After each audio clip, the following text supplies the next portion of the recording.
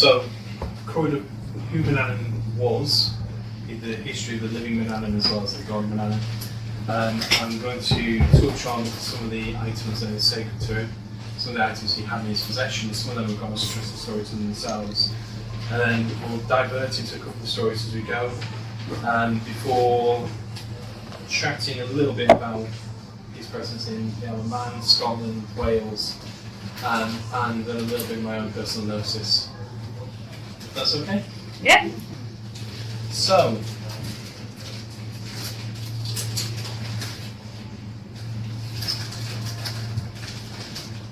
oh, you can't read it.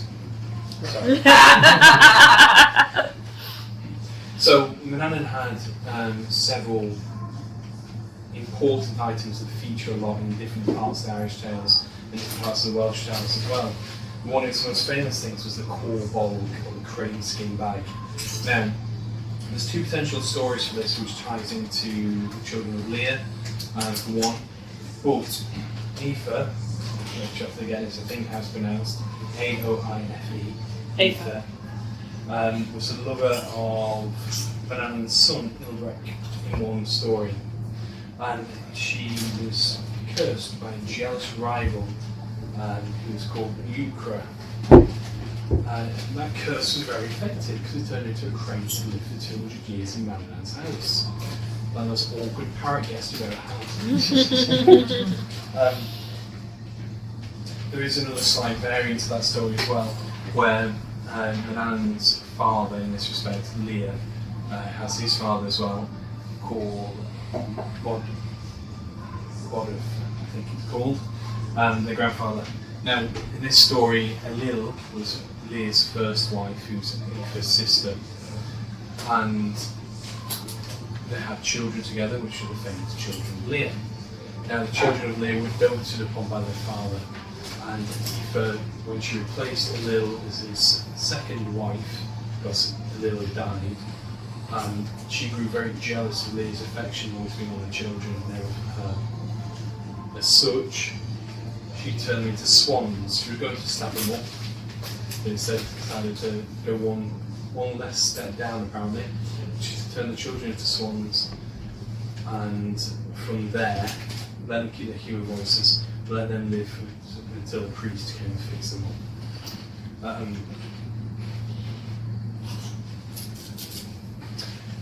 Now, Borua decided he's not having that for his grandkids, but he couldn't fix him himself, so instead he took retribution on Aoife and turned her into a crane with the same outcome. Now, Aoife used to sit with Manannan in a crane form. She couldn't speak, but cranes are credited with potentially giving their own signs through the position of their legs, such like that. And they're considered good luck, or lucky at least, the fact that they're quite a violent bird when you get too close to them. So Manannan used to sit with the crane. 200 years later, she died. Manannan thought, do you know what? A lovely Christian funeral with a nice bouquet of flowers, maybe cremation. That'd be perfect for her. Let's skin her and make a bag. Sorry. The word is so much in that. Story of my life.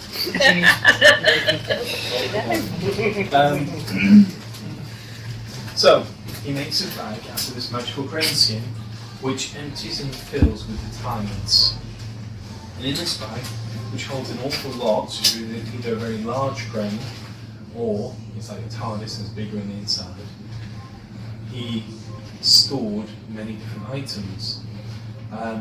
There's a list here, which I've talked to you about some of them, but some of them are actually lost to history. Yeah, so some of the significance to say the King of Scotland's scissors is a little bit vague. There's a few theories out there, but there's nothing really backed up. So, within the crane bag, Manannan's shirt and knife, which is potentially his chainmail shirt and his sword. Goblin used corselet. Goblin used the smith of the Celtic gods, and a corselet is a breastplate, effectively, that goes around the back as well. Smith's hook, so we'll need one of those. The King of Scotland's scissors, the King of Lochlan's helm, bones from Assel's pig, and a corselet made from a whale spine. potentially kept other things in there as well, but this crane bag was handed around, and at one point Lou, Manannán's foster son, who's also half Fomorian himself, and as the perfect warrior but a craftsman, potentially struck as a balance point between the forces of nature, forces of destruction and creation, stability. But at one point Lou has it, and various other points of the story, other stories, Game, etc. has it, but it returns to Manannan rather, upon the hero's death. And he keeps it, hands it around, just handing it up to each person back. So, the shirt of chainmail, if worn with the helm of the King of Lachlan and held with the sword, will potentially mean that no harm could come to you when you're wearing them. Very handy in battle. Also means you didn't have to be particularly skilled. The shirt and knife may actually be the chainmail, like I mentioned, which within there as well, sometimes it's referenced there's a shield made with wood that had been poisoned from the blood of Balor. Balor was a great one-eyed beastly Fomorian who was struck down by the Tuatha De Danann, and when he died his neck dripped blood onto the stump of a tree. Now for some reason that made it very good shield wood. There's no reference at all as to whether or not it gave him magical powers, whether it gave him plus 10 poisoning or anything like that. But so at some point the items in this you start to think it sounds like a Dungeons and Dragons game. You could create a very creative one around the Irish gods. I'm sure someone's done it, but it will be fascinating to see. It would also be very complicated. Oh yeah.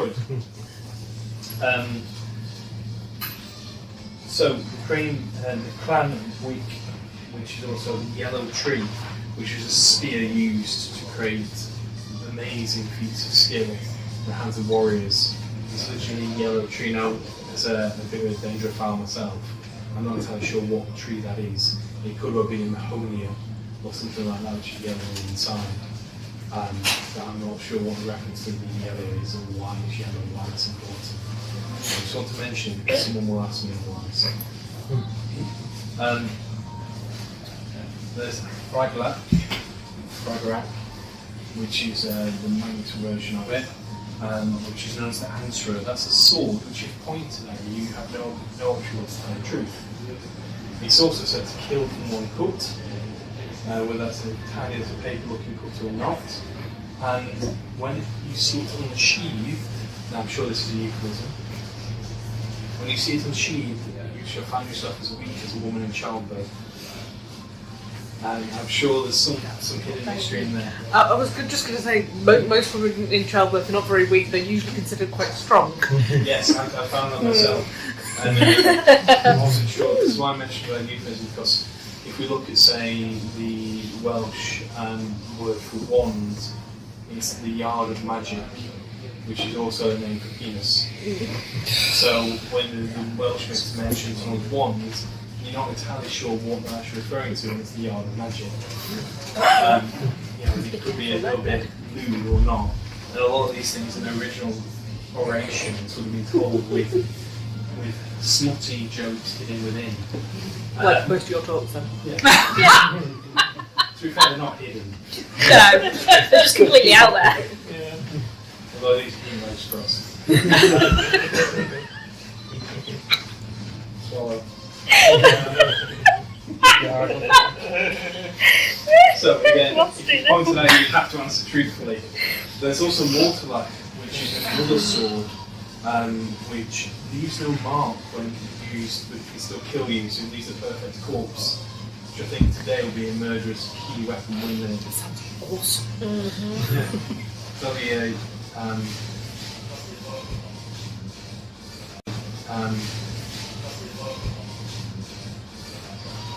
what's the word? Not euphemism. Euthanasia. Clinic's best item women. You know. Sorry, Mr. I was more thinking about my ex-husband. Euthanasia. Should rather be choosing it. There's another item associated with the Scrubber which I mentioned in my promo, which is known as the Wave Sweeper. In some descriptions it's a ship or a boat, in other words, in others it's a crag. So one of your one of the little hide-bound coracles, as it were, with a larger one. He's temperamental in that if you complain to him, he won't do as he's told. If you ask it to go somewhere nicer, he'll simply take you there at will. He also leaves no wake. So you can sneak up on people and cut them with a sword and leave no mark. An interesting item is the Cup of Truth, which is also the Cup of Cormac. And I'm going to recount a tale to you now as well. Forgive me, it's quite a detail-rich story, so I may have to pause and just recall a little bit. So, Cormac was the king of Ireland, but Cormac was easily bored. He had everything he could ever want, and such.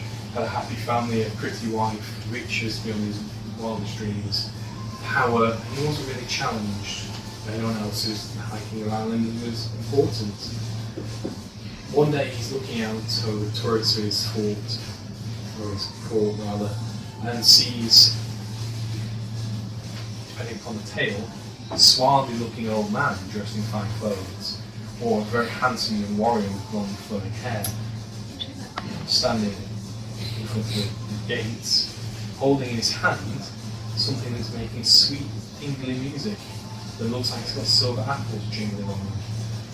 So he calls down, "Who are you?" "Oh, just a visitor." "What's that?" "Come inside, I'll show you." So they go inside, and they hold court, and they share food and drink. And he shows him this branch with 9 silver bells on, shaped like apples, that make beautiful sounds. So beautiful, in fact, that there's no joy or sorrow that cannot be forgotten by hearing the sound of it being shook 3 times. Cormac goes, "I want that. Will you sell it to me?" "Yeah." "What price?" "Oh, nobody might choose it. Here you go, I'll come back in a year, and we'll talk about price." So he hands it over. Cormac spends the year entertaining himself and his court and making them sleep for a full day at a time, or shaking the branch, or keeping them entertained, with beautiful music and such like that. And getting these gesture to save some money. Overheads being overheads important these days. No palliation. So, a year later, the stranger reappears, just like that. Yep, straight inside the court. He'd gone past the guards, no one had noticed him, or had he even been there in the first place. He just turned up. Now, I realised I forgot to talk about the Fethiard earlier.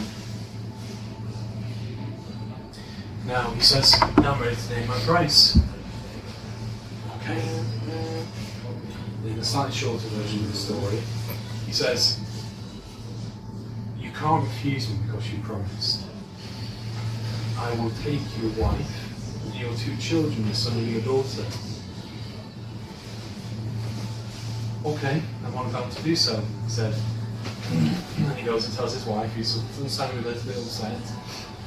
But then he's led off by Manannan down the country paths. Now, a long time later, the branch is no longer easing Cormac's sorrow. His loneliness in bed, and he's missing his children and wondering what's happened to them. He's not heard anything from the stranger ever since. He's just taken his family and gone. So Cormac gathers together a band of his warriors, says, "Right, we're going to go find them." They set off, chasing down the pathway where they last were seen, until finally Cormac arrives in a land of mist, and he's alone. "Oh, even my horse is gone." So he walks on. He finds a fortress with a wall of bronze. And as he walks through that wall, not through the wall itself, because Al the first time realizes what it is, and then walks through the doorway, he sees a building of silver, and there's countless knights and warriors putting bird wings and feathers on the roof. And every time they get it right, the wind comes and blows them off, and they go about picking them up and putting them back on. And they do this over and over again. He thinks, well, this is a strange land. Oh, nice, in case he has with help. So he goes further on, and finds another wall of bronze. And inside that wall of bronze is a man tending a fire. And he brings a full tree at a time and puts it on the fire. he goes to get another tree. And every time he returns with a tree, just at the end of the previous tree, there's not any overlap, and he puts it back on. It is ceaseless work. Okay, I'm not going to advise him or help him. He's doing what he does. It's okay. He goes on again. He comes to another wall with silver and bronze this time. He walks inside. He sees a man leading a pig. That's right. I just thought I could go a very dark place with that story. Sees a man leading a pig and carrying a big oak log. He follows him. And as he follows him, he walks into a fortress building itself. He sees seated on a throne, a king in a golden crown and a queen with a golden helm. Three things to say. Make yourself comfortable, make yourself at home. The bathroom just around the corner. So he goes and he bathes and he comes back. I'm just appeared in a stranger's house and had a bath. Actually, apparently it was okay to do back in the day. I'm sure, this is Johnny 6 doors down and be upset. But try it. And he says, I'm not sure where I am. I'm looking for a son, daughter, and wife. Okay. The manservant's here. The man finally appears with his pig in his oak. He splits the oak and puts it on the fireplace, sets a great cauldron above it. And then he kills the pig, quarters it, puts a quarter in the cauldron. And the king says, this cauldron will not cook any meat. There's not had a true story told over it. So we need 4 true stories in order to cook the 4 quarters. Got my things right. Strange land, story on. You go first, king. So the king says, I have 9 white pigs like this. Each one, if killed, will feed the world. And every night, if I put the bones back in the pig trough, they'll be back again, fully fleshed and living with their after. The first quarter of the pig is cooked. It's burnt out and put on a platter. The second quarter, all the cooks went in. The queen says, I have 7 red-eared white cows. They give a pail of milk a day. But if all the people in the world were gathered together, and should they drink their fill from these pails, there'd be more than enough to spare. The second quarter was cooked. The third quarter went in. King Cormac went, I know who you are. You're Manannan. And you're Fan, his wife. Because Manannan has the pigs which are staying the both in Tuatha De Danann. And Fans, all the cows are so bright priced. And the land was fairy. That's right. And the third quarter was cooked. The fourth quarter went in. And King Cormac told them all the story that happened up to this point. And the fourth quarter was cooked. And the king and queen, Manannán and Fan, said, let us eat. King Cormac said, no, there's too much meat here. This is a massive pig. We would not be right to eat without there being at least 50 other men in this room with us. So when Manannán waves his hand, King Cormac falls asleep momentarily, wakes up in a feasting hall surrounded by 50 other men and his wife, his son and daughter. And they feast. And Manannán shows King Cormac and his wife and such all the treasures of his house, including the cup of truth. Now, different stories tell it slightly differently, but essentially, if you speak a lie over this cup, you will crack it into 3 pieces. But telling a truth over the cup will restore it. I don't believe you, says King Cormac. It's a gold cup. You can't fracture and be re-put together like that. Okay. Your wife has taken another husband in the time that you've been gone. The cup cracked and fell apart. Oh, my husband has lied to you, says Fand, and the cup reforms. Oh, so the truth works. And as the evening goes on, Cormac says he'd love to possess the cup because it's really interesting. Again, he's not happy with just what he's got. And Manannán says, okay, that's fine, we can sort that out. But he goes on to talk about the wonders that he has seen in the lands that we've gone through.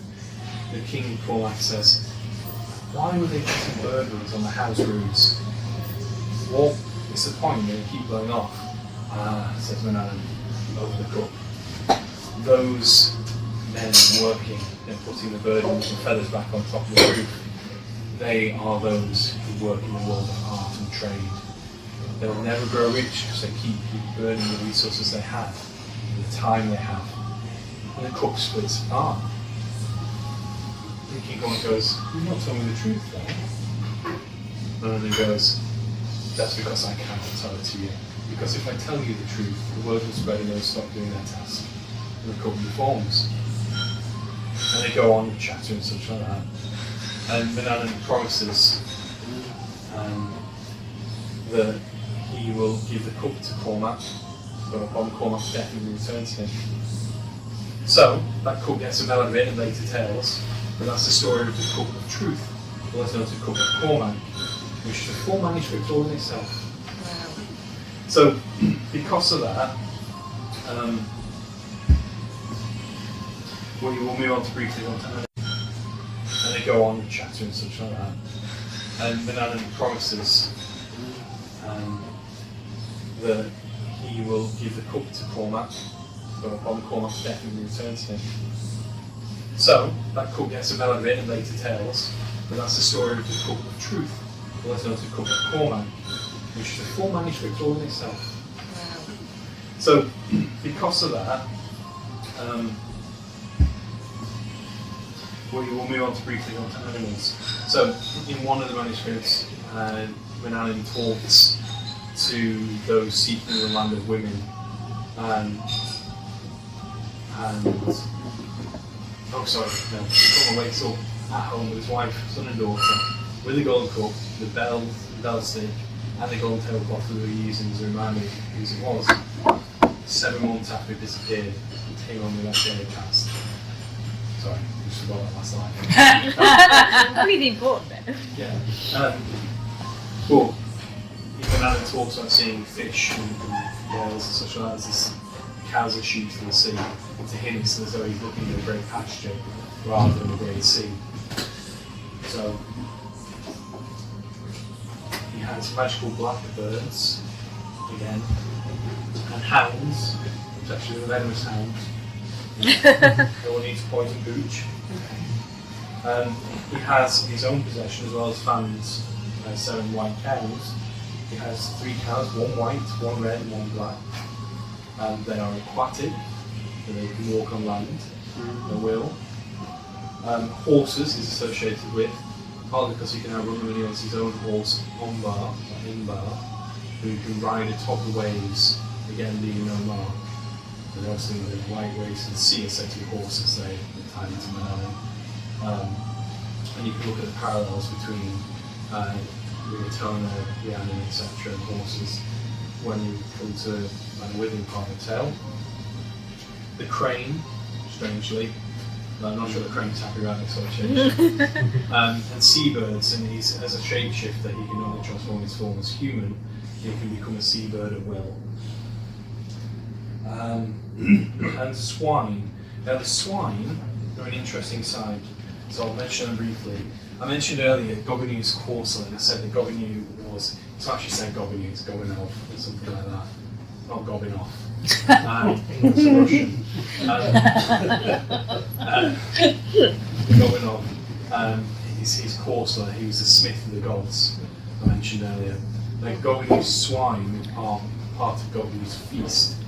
Manannán gave at Gobinu's feast, a feast to Gobinu when he joined the Tuatha De Danann from the Fomorians as one of the high kings. And the swine he gave to the Tuatha De Danann are said to be those that keep them immortal. So the old gods are not necessarily immortal without the flesh and pork of these particular pigs.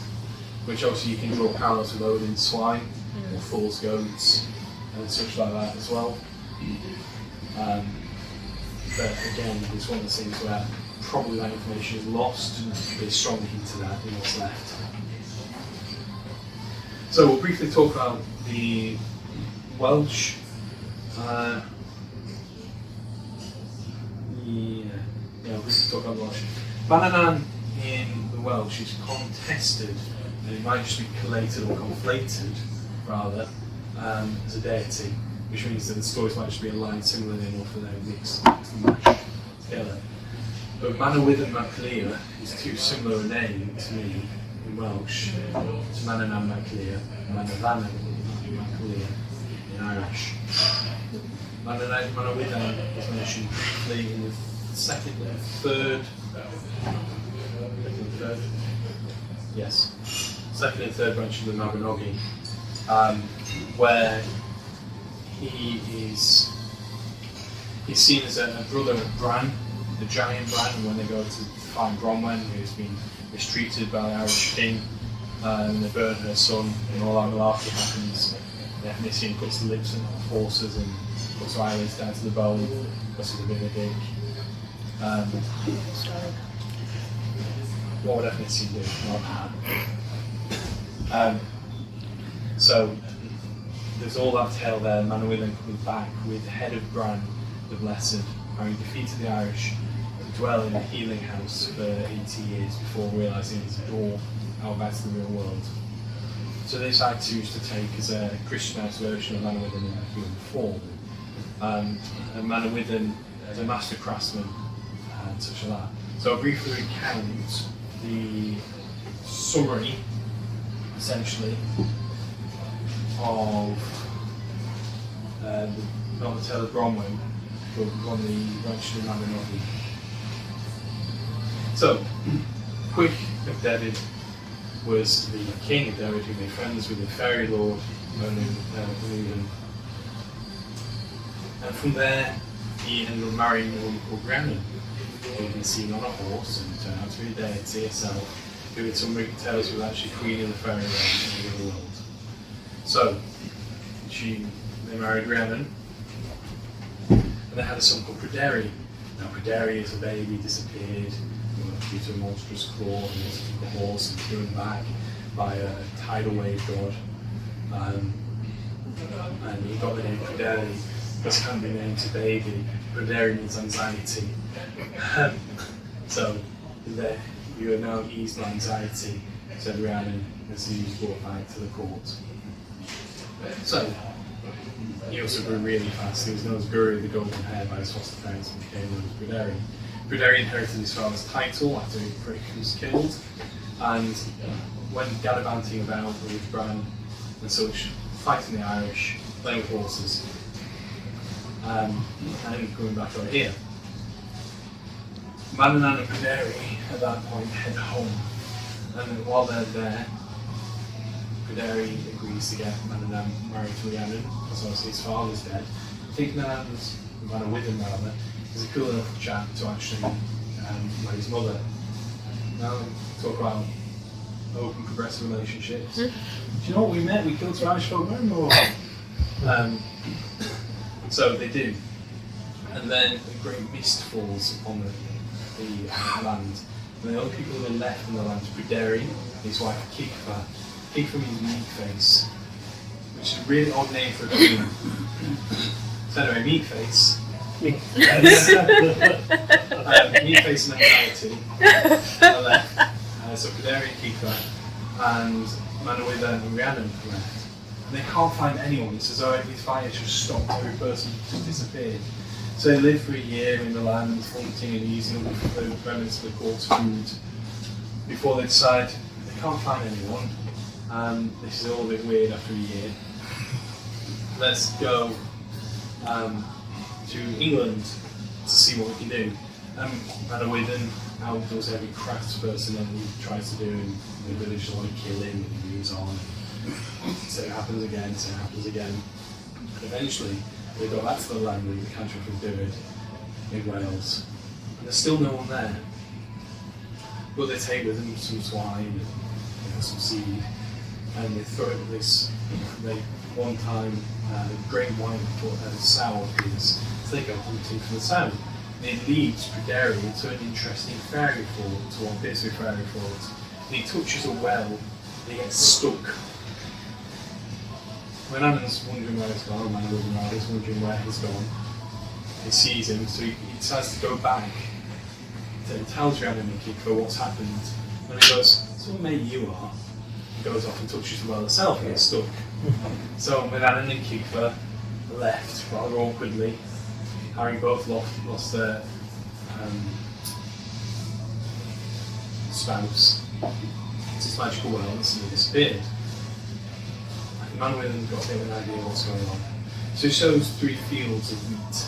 And in the first night when it's due to be harvested, the first field gets ravaged by a plague, just disappears. That's odd, I think. The second night, the second field happens to do the same.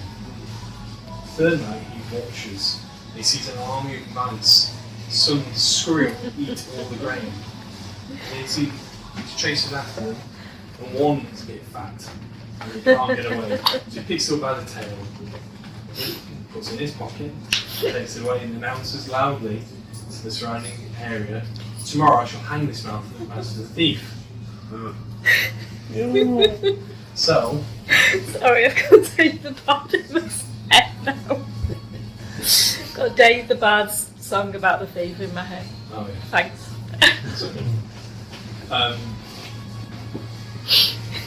So he returns to Kiko, Thank you, the and she mouse. goes, "Why have you got a mouse?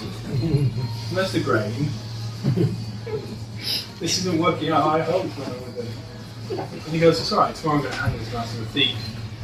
And she looks at him with a meaty face and goes, "Okay, whatever you think," and leaves him to it. And thereafter Kiko's not really mentioned in the story. But Manannán then takes the mouse up a hill and builds a tiny gallows. And he's got the mouse on a rope, a little bit of string around the gallows. And also, the first person he's seen in Wales that isn't one of the 4 compatriots appears. And it's a wealthy merchant who goes, "What are you doing?" "I'm about to hang this mouse. Mouse is stole from me." "Well, for your honour, let me save you, because you look like a wealthy man. You shouldn't be doing such foolish things. I will give you £1. "No, it's fine. I'll hang it." So the merchant rides off. Suddenly, a priest appears and goes, essentially the same thing. "For your honour, I will not let you sin like this. This is cruelty beyond measure and it's peculiar. Let me ease your sins. I will give you £24. "No, it's okay. I'm going to hang it and watch you swing." Little. Just then, a moment's just about to pull a tiny little lever. A bishop arrives with a retinue and says, "Sir, what are you doing?" "I'm hanging this mouse as a thief." "I cannot let you do such a foolish thing as a wealthy man and a lord. Pray, have £100. "No, it's fine. Then what is your price?" "Ah, I'll just hang it." No, what is your price?" "I want you to bring back Rhiannon and Pryderi, and I want you never to see vengeance upon these people this land again."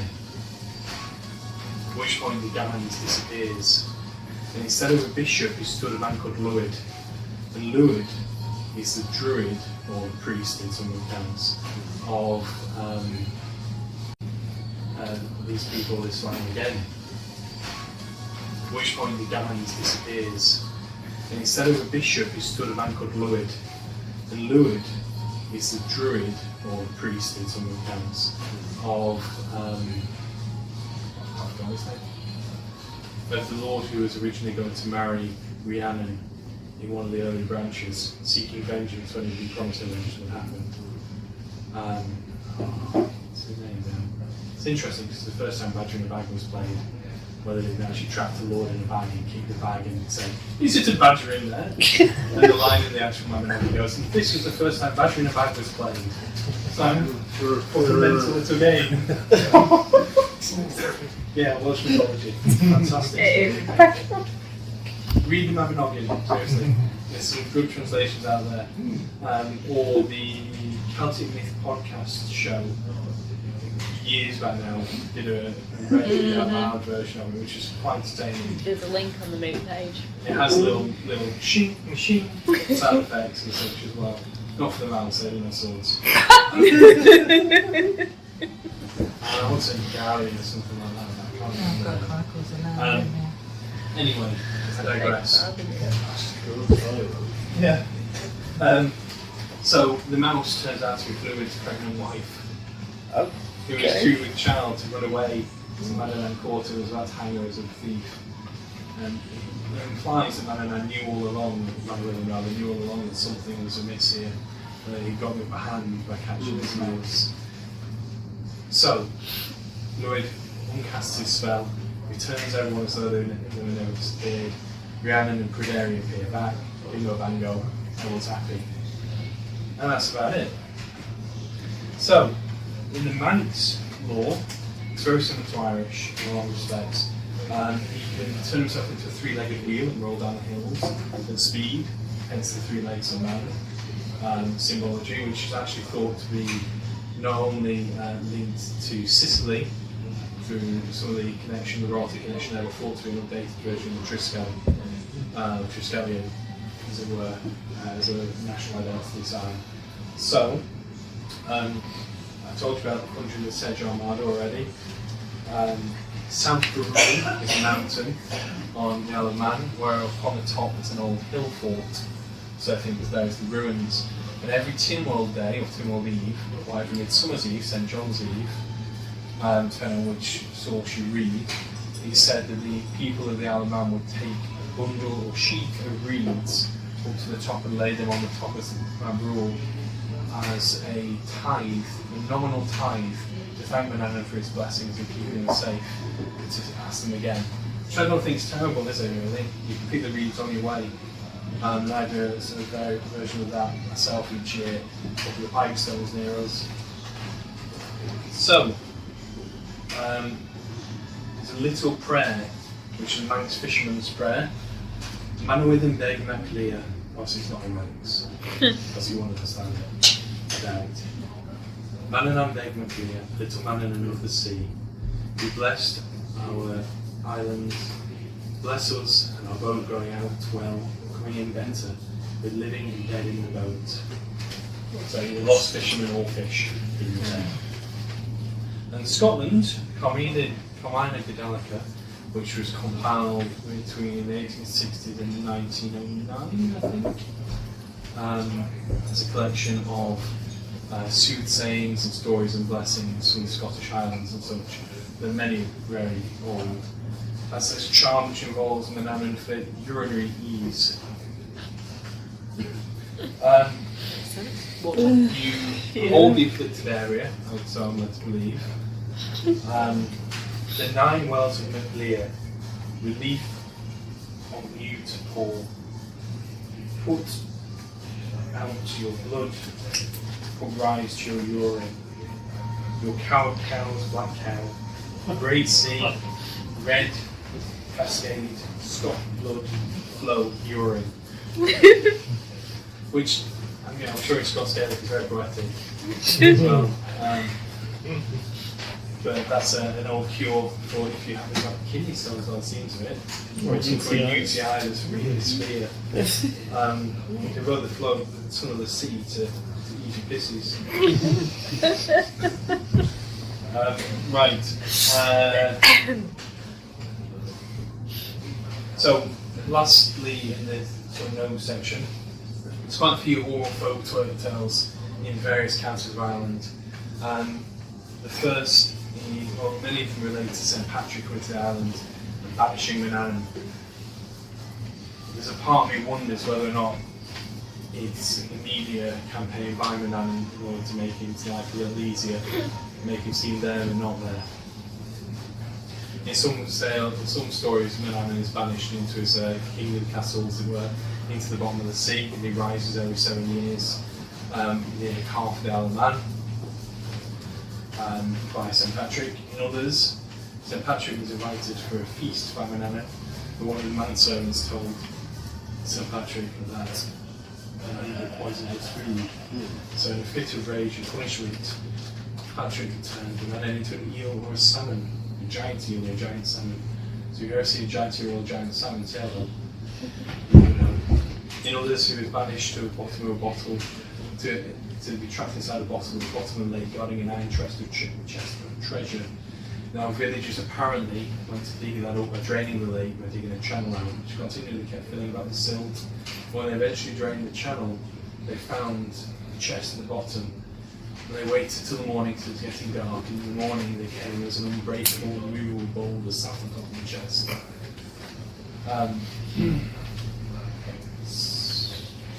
Manannán as a builder, his ruins, castles, there's quite a lot of places associated with them on the list.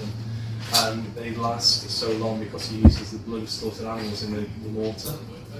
I don't know that there's any truth to that being used in there.